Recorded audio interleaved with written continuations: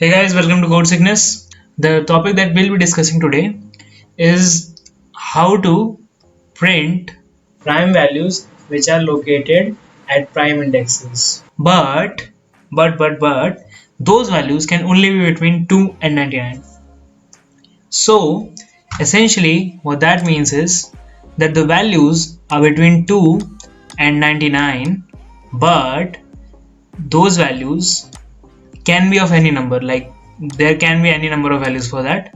So let's take an example, like in any array format we have 0 1 2 3. These are the indexes. Okay, so the locations, by locations I mean the indexes, of course. So let's say the first value is, let's say, 25.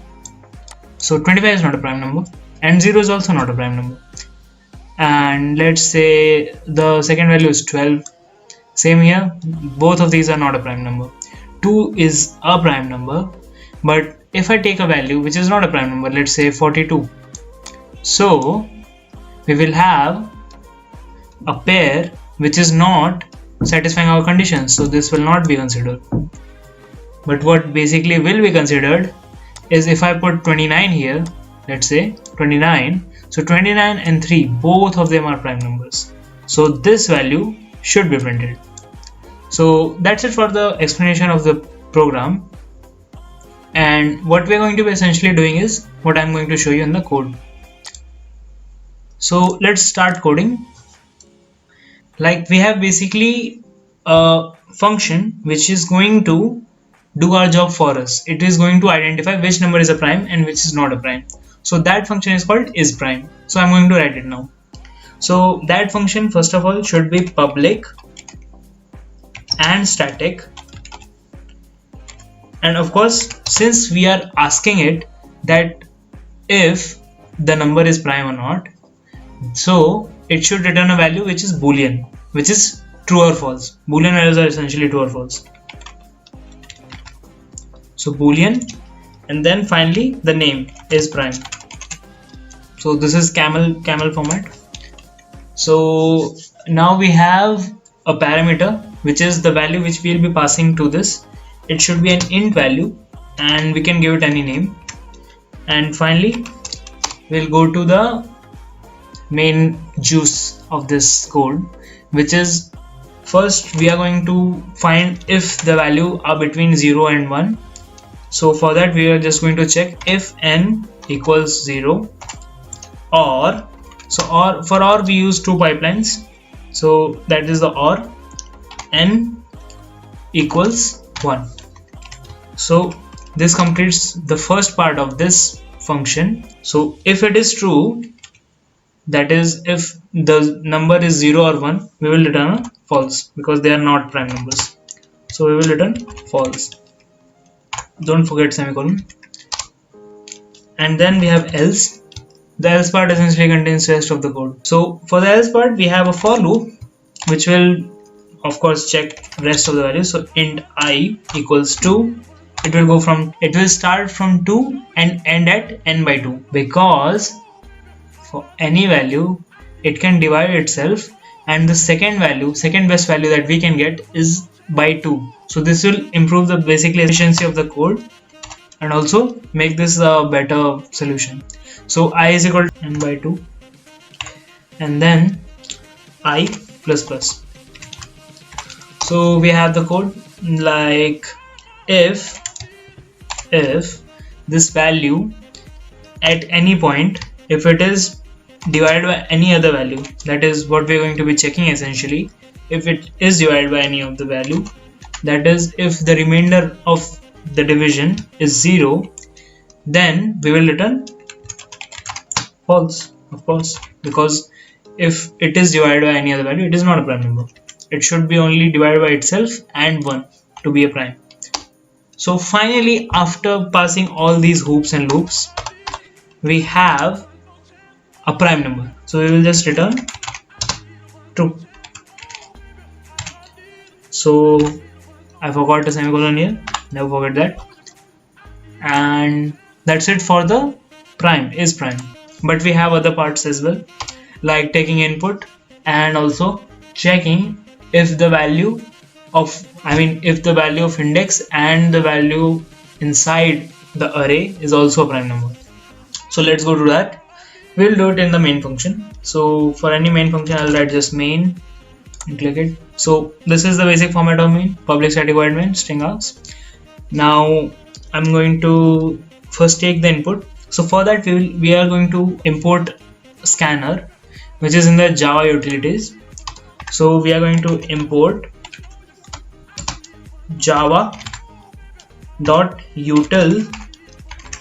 scanner, right? So we have to define the scanner, and the name will be like sc, anything can be done, new. Then finally we use the scanner constructor and we pass system.in. So it will basically be checking in the buffer system. Whatever we are going to be writing from the keyboard, it will take notice of that. Then after that we have to print a value. So we'll use sysout println. So now we're going to be taking the input, which is enter. First of all, we need the number of values which we are going to be entering. So enter the number of values. Okay, so this will take the number of values. This will just display it. We are going to take the number of values below, which is let's say g is equal to sc dot next int. So it will take the next integer value from the keyboard, like we are going to give that value. And after that we have to create an array which is of the size g. So for that we do int, like any name, array, we take ara equals. To create any new object in the Java, you have to use new keyword. So new int, and then the values, the number of spaces that we need in the array, that is g. That is the input that we are going to be giving it. Now we take the values. So we have for loop, we have int I equals 0 to n, of course. So the n is in this case g. So I less than g I plus plus. Okay. So now it will iterate from 0 to g to take all the values. Now first of all, we need these values to be between 2 and 99. So for that we have to check it. So we will store it in a temporary variable which we will just call temp. Okay, so temp is equal to the value which we are going to be taking. So temp is equal to sc dot next int. Also, to prompt the users here, I forgot, we can just use sysout and we'll write enter values here, so that people know how, where to enter the values. Right, now it will take the next integer value and we'll continue. Now we have if temp is greater than 1 or temp is less than 100, so that is, it is between 2 and 99 basically. So for this it should accept those values, right? Because it is greater than 1 and less than 100. That's all the values that we want. So it will take those values and insert it in the array. So how we are going to do it? The array name ara, then I, because it will tell you which index to insert it in, and then finally we have the value which is temp. So finally we pass that value onto temp. If in case we are not fortunate enough to get the value that we want, like the value someone has written is less than 1 or less than 2 and more than 99, so those values also should be handled. So how we will handle them is we will use a sysout. We have invalid input, it should tell them, right, invalid input, and that's all. I'll say try again.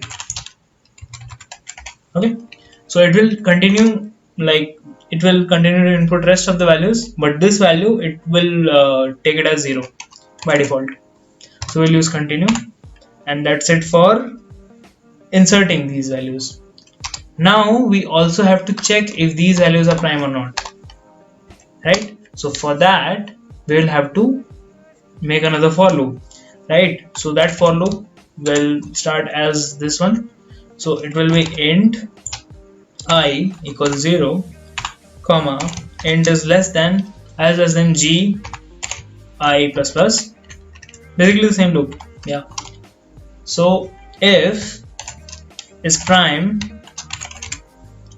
now we want the value whatever we are taking, it should be like we are going to check if indexes are prime first, because if indexes are not prime, the value is prime or not, it doesn't matter mostly. So first of all we are going to check if the indexes are prime. So we are going to send the index as I. So first we'll check that, and then if that is true, then we are going to check if is prime the value, right? So if the value is prime, for that we will use array. So if is prime array, now we just print a statement, like we have a print statement, then it will print all the values. So for that we are just going to write, first we'll write the value, which is array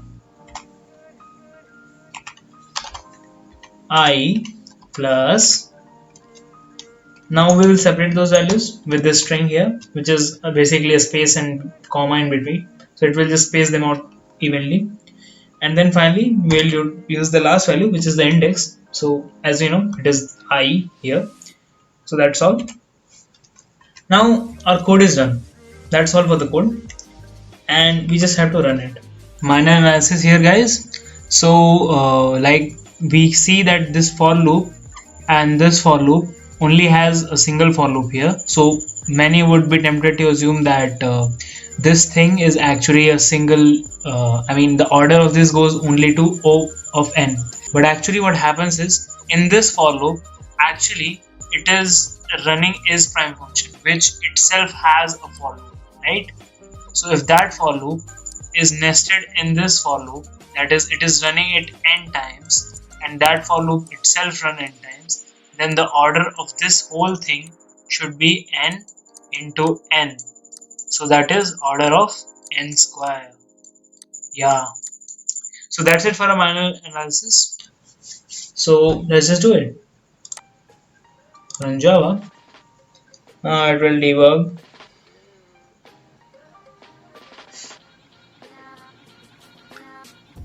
Yeah, I seem to have made a mistake here. Actually, G should be, there should be an int before G, and also before temp there should be an int. I'm sorry, it happens when you use Python a lot. So here we are. So that's it for the code, and we are done with it. Now we are going to see the output here. So let's do that. Oh, I'm so sorry. No, it's fine. Okay, so we have, like, let's say 6 values here. Now the first value should be like 2. First 2 values don't matter actually, because 0 and 1 is not a prime number. So 2, 3, and then 3 is a prime number. So I'm going to write like wait, this is 3, sorry, yeah, because it is 0, 1, 2, so this is 3. So like here a prime number should be there for third. So this is a prime number, then 6, then again 6. Okay, so this is not a prime number at a prime location, so it should not show. So that's what we got. We got 5, 3, but we didn't get 6, 7, like 6, 5, sorry, right? So yeah, I also didn't show you one more thing, like if we put an invalid input, we will get let's just take 1 so that it's easy anyway. So I'm just going to take a value which is way bigger than 99, so it will show invalid input, try again, right? So that's it for today, guys. Subs if you liked it, share if you loved it, and don't forget to press that like button, and see you again.